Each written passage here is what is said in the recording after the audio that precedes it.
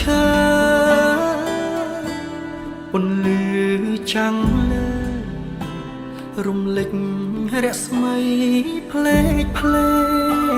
កមនុស្សសត្វនិទ្រីរងាចាក់ពីដំណេក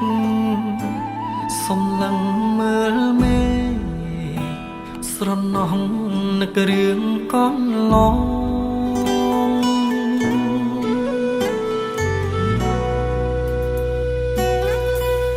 ខ្យល់ធ្លាងពីជើងអាំងភ្លើងភ្នំគោ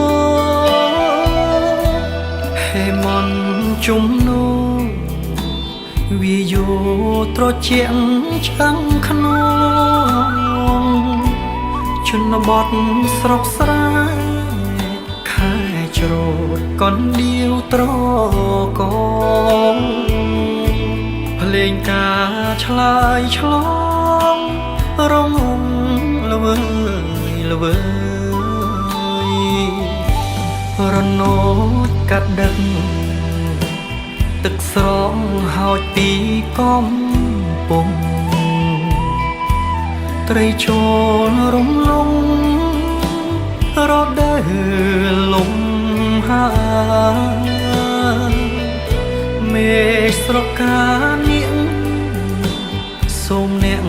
នាំពីងចំឡាយរំលឹកត្រានត្រាយថាបងនឹកណាកាយបងរងាខ្វះភាពកង់ក្ដៅបើសិនជាពើវិលមកណែបនិតចិត្តម្ចាស់ស្អំថែបេះដូងរបួរាប់សឹកបំណាំពេលនេះឆ្ងាយណាស់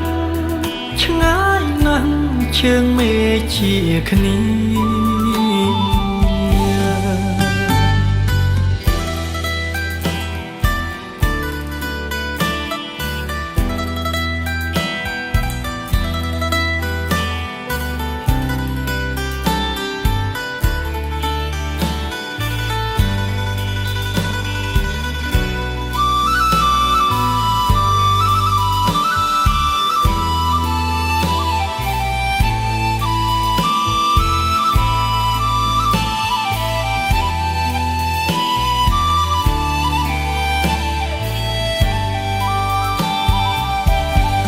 រនោ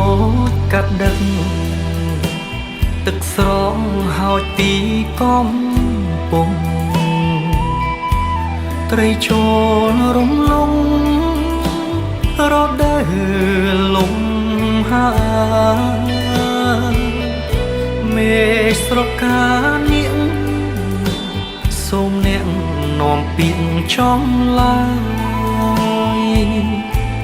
រំលឹកត្រានត្រាយថាបងនឹកណាកាយបងរងាខ្វះភាពកង់ក្ដៅបើសិនជាពើវិលមកណែបនិតចិត្តម្ចាស់ស្អំថែបេះដូងរបួរាប់សឹកបំណាំពេលនេះឆ្ងាយណាស់ឆ្ងាយណាស់ជើងមេជាគ្នា